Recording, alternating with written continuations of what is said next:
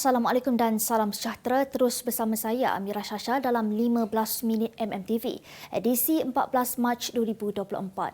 Kita terus ke berita utama. Kementerian Pendidikan KPM di sepanjang Malaysia diseru untuk melanggan akhbar utama berbahasa Melayu iaitu Utusan Malaysia dan dua akhbar lain.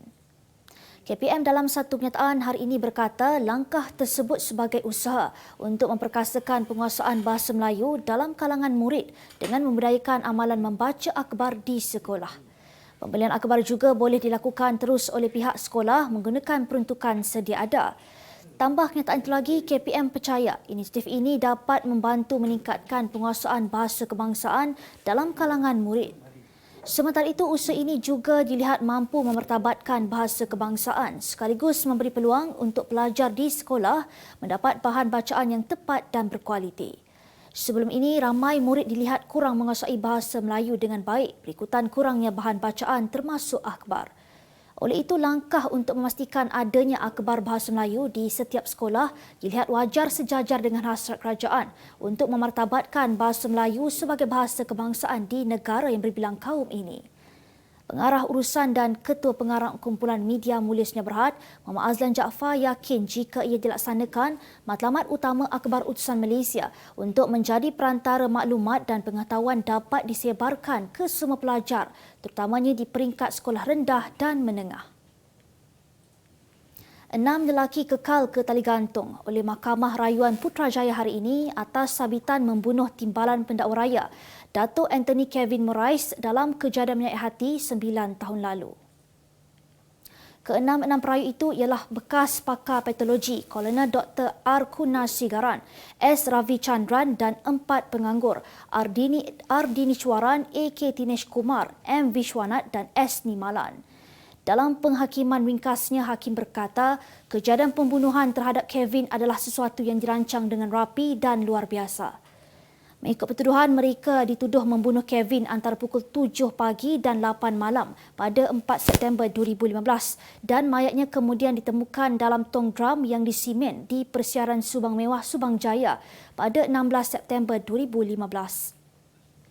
Tidak perlu solat asalkan taat kepada Imam Al-Mahdi. Itu merupakan salah satu pegangan pengikut ajaran The Ahmadi Religion Peace and Light yang didakwa secara jelas menyimpang daripada ajaran agama Islam.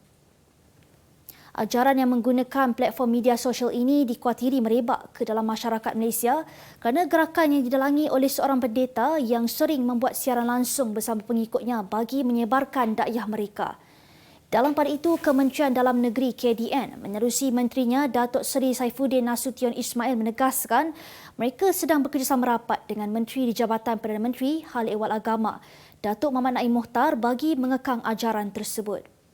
Jelasnya lagi, Polis Diraja Malaysia PDRM akan mengambil tindakan selanjutnya jika wujud ancaman yang boleh mengganggu ketenteraman awam. Kementerian Perdagangan Dalam Negeri dan Kos Sara Hidup KPDN tidak mempunyai kawalan atau kuasa untuk mempertimbang lesen bagi mengimport produk daripada Israel. Menterinya Dato' Armizan Muhammad Ali memberitahu pihaknya hanya boleh memantau sebarang produk daripada Israel, khususnya produk kurma yang dilaporkan dijual di negara ini.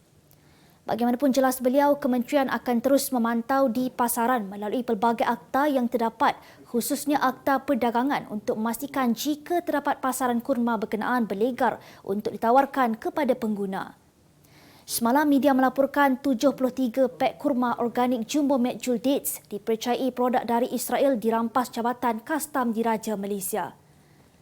Rampasan itu melibatkan pek kurma seberat 14.6 kg yang dianggarkan bernilai RM678 dilakukan bahagian penguatkuasaan JKDM Zon Tengah 2 Selangor. Utusan Malaysia dan Cosmo melancarkan satu lagi produk terbaru. Apa yang ada dalam Iklaneka? Ia adalah platform yang tepat dan efektif untuk mengiklan antaranya pelbagai jenis notis, cautan kosong, hartanah, tender, kenderaan, mencari wali atau waris dan pelbagai lagi. Apa yang anda cari? Semuanya ada di sini. 2 dalam 1. Layari iklaneka.utusan.com.my. Kita kembali lagi. Polis Johor sedang menyiasat dakwaan dua anggotanya yang bertindak meminta wang RM500 dari pasangan Republik berkenaan di laluan lori Kompleks Kastam Immigration dan Kuarantin CIQ.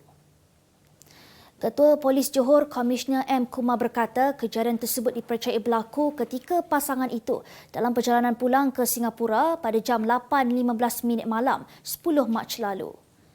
Sehubungan itu, pihaknya telah meminta bantuan pihak berkuasa Singapura untuk mengesan pasangan berkenaan. Ekoran tiada laporan polis yang dibuat secara rasmi. Kumar turut menjelaskan bahawa Polis Johor komited memerangi jenayah termasuklah salah laku yang dilakukan dalam kalangan pegawai dan anggotanya sendiri demi meningkatkan keyakinan masyarakat terhadap pihaknya. Sampai mati lelaki dipersalahkan. Demikian kenyataan yang dikeluarkan oleh Shahnaz Ahmad dalam media sosialnya yang mengundang tanda tanya ramai. Duda terangat itu menekankan setiap tindakan lelaki pasti tetap dipersalahkan dalam apa jua situasi tanpa menjelaskan butiran mengenai kenyataan tersebut. Menurut pelakon berusia 38 tahun itu lagi, netizen juga bersikap berat sebelah dalam membuat andaian sekiranya kaum Adam menunjukkan kemarahan tanpa mengetahui keadaan sebenar. Walau bagaimanapun, Shahnaz tidak ketinggalan mengingatkan golongan lelaki agar berpegang kepada prinsip. Kita beralih ke berita dunia. Seorang chef bertaraf Michelin dijatuhkan hukuman penjara 3 bulan selepas dihidangkan makanan yang dijangkiti norovirus kepada tetamu pada sebuah majlis perkahwinan. Marcos Sako, 59 tahun, turut diarahkan membayar denda sebanyak RM107,962 selepas beberapa mangsa dijangkiti virus itu akibat memakan kerang mentah dalam hidangan risotto di restoran Piccolo Lago di Verbania pada tahun 2021 lalu. Tetamu majlis berkenaan dilaporkan mengalami loya, muntah-muntah dan sakit perut selepas menikmati hidangan itu. Malah ada yang dimasukkan ke hospital. Menurut laporan, kerang yang diimport dari Perancis itu telah dijangkiti norovirus sebelum Sako memasukkannya ke dalam risotto dan dihidangkan secara mentah kepada tetamu. Video kemalangan membabitkan sebuah motosikal yang ditunggangi dua pelajar sekolah menengah tersangkut pada bumbung rumah penduduk di kampung Cikoya, Tasikmalaya mengundang perhatian pengguna laman media sosial. Menyifatkan kemalangan tersebut sebagai satu kejadian luar biasa, ia juga jarang berlaku. Sementara itu, menurut pegawai polis tempatan, sebelum kejadian motosikal itu dinaiki oleh 3 orang pelajar sekolah menengah rendah. Dalam pada itu, salah seorang saksi kejadian menjelaskan bahawa motosikal tersebut mengalami kerosakan brek dan menyebabkan kenderaan itu terbabas lalu terbang sebelum melanggar atap genting rumah seorang penduduk. Kemas kini pengetahuan anda tentang isu ekonomi dan pasaran. Merangkumi sektor hartanah, perniagaan, keuangan, komoditi, IKS, halal niaga dan dunia korporat.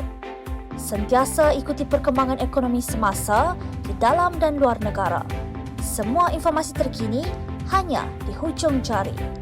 Dapatkan edisi ringgit setiap Isnin hanya di Akhbar Utusan Malaysia.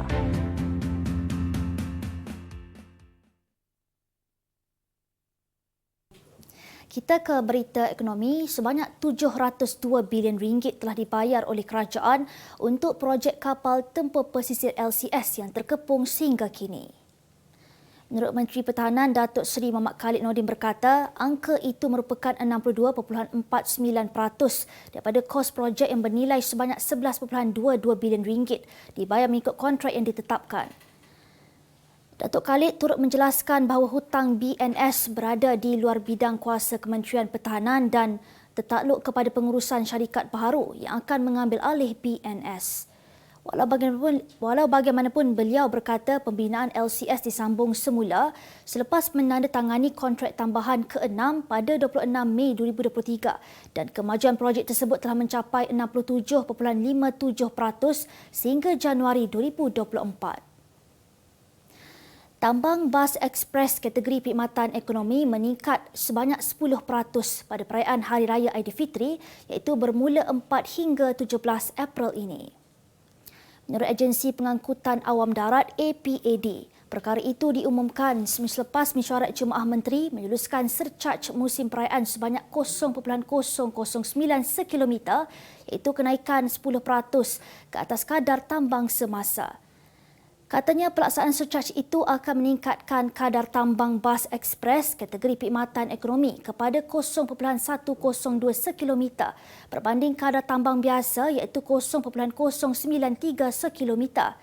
Tambahnya dalam usaha memastikan perkhidmatan bas ekspres mencukupi serta mampu menampung peningkatan penumpang yang pulang ke kampung sempena musim perayaan, APAD juga membuka permohonan lesen perubahan sementara LPS sempena Aidilfitri. Kita ke berita sukan. Saya hanya menerima sekeping surat, kontrak saya tidak disambung. Itu merupakan kenyataan yang dikeluarkan bekas Kapten Harimau Malaya, Zakwan Adha Abdul Razak yang sebab selepas hanya menerima sepucuk surat daripada Negeri Sembilan FC bahawa kontraknya tidak disambung. Dalam keadaan hiba, penyerang berusia 37 tahun itu turut mengucapkan selamat tinggal kepada arena bola sepak negara selepas hampir 2 dekad menabur bakti dalam Liga Malaysia. Menurutnya, pasukannya sudah berlatih hampir seminggu, namun dia tidak menerima apa-apa makluman daripada pihak pengurusan mengenai kontraknya.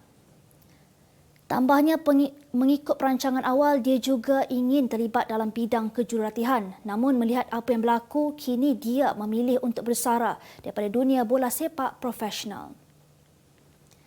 Wira Arsenal David Raya berjaya menyelamatkan 2 daripada 3 sepakan penalti Porto ketika menewaskan kelab Portugal itu 4-2 pada penentuan sepakan penalti ketika aksi timbal balik pusingan 16 Liga Juara di Stadium Emirates awal pagi semalam. Penjaga gol Spanyol berusia 28 tahun itu mengakui dia sedang dilamun mimpi indah kerana berpeluang memainkan peranan besar selepas kedua-dua pasukan terikat 1-1 secara agregat.